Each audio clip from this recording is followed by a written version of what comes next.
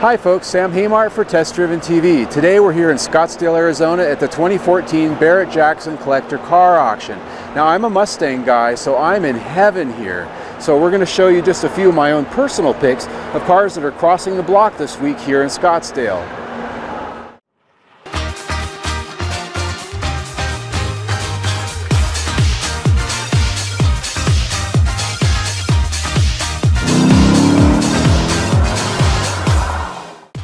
Starting with our opening car, this 1970 Mustang Mach 1 R code caught my eye as I love this color. Only 1,371 of these 428 CJ Mach 1s were built with a 4-speed manual. The Calypso color presents well on this car, which is nearly flawless in trim and build. This Mach was equipped with power steering, power disc brakes, front air dam, rear deck spoiler, and window slats. It had the iconic Magnum 500 wheels as well as tilt steering. The car has matching date codes on the engine and body.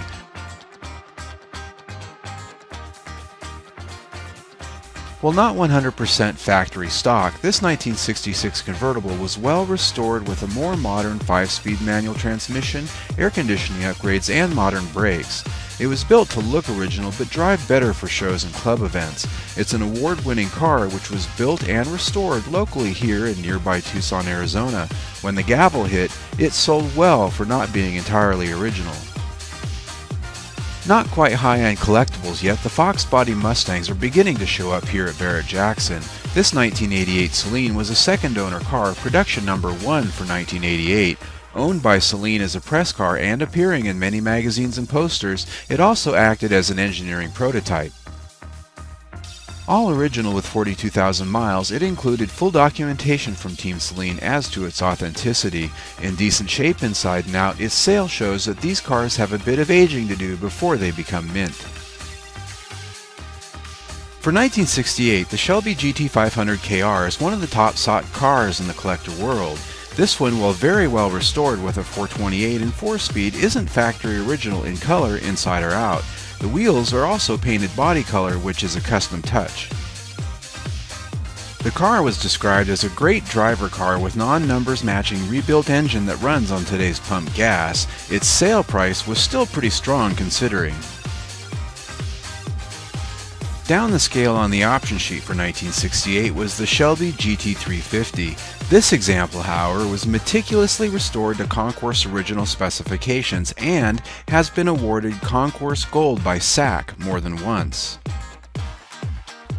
Its engine bay was superlatively done, and every detail of the bodywork and assembly of critical Shelby nose and tail pieces was better than original. Signed by Carroll Shelby, this car came fully documented and sold accordingly, even above average for a lowly GT350.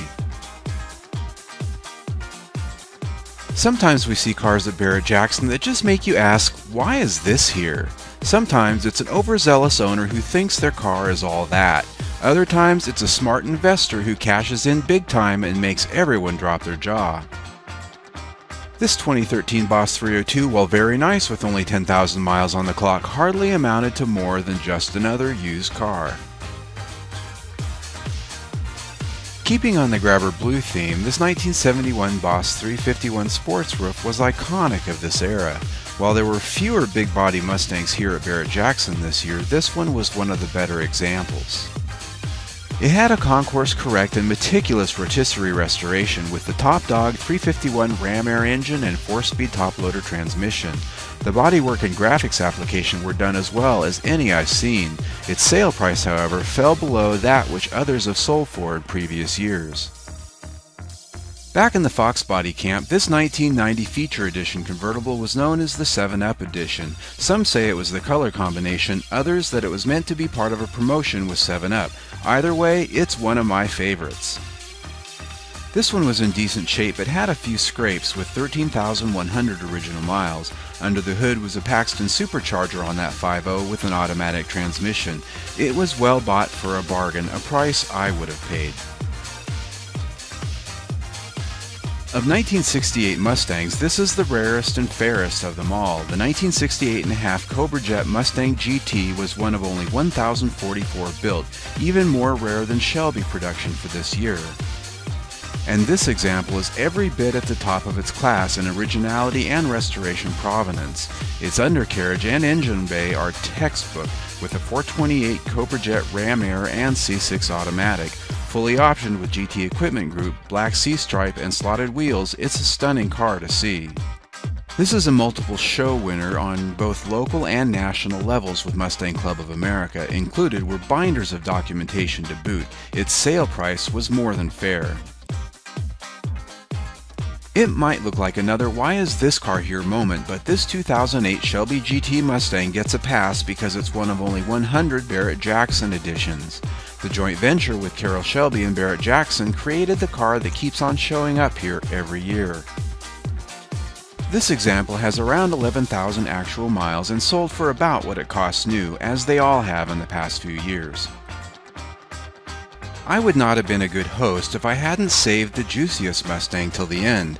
The showstopper this year for Mustangs at Barrett-Jackson Scottsdale was, of course, the first retail sale of the all-new 2015 Ford Mustang. In a charity sale to benefit JDRF, the Juvenile Diabetes Research Foundation, Ford donated the first 2015 Mustang GT to be sold for auction here at Barrett-Jackson. The car you see here isn't the actual car sold. The winning bidder will be able to choose their own style, color, options, and equipment when production of the 2015 Mustang starts later this summer.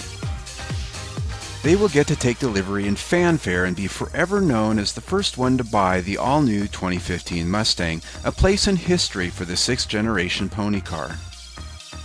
It sold for $300,000, which is a hefty sum. All proceeds, of course, benefit JDRF, so what's money when you're having fun?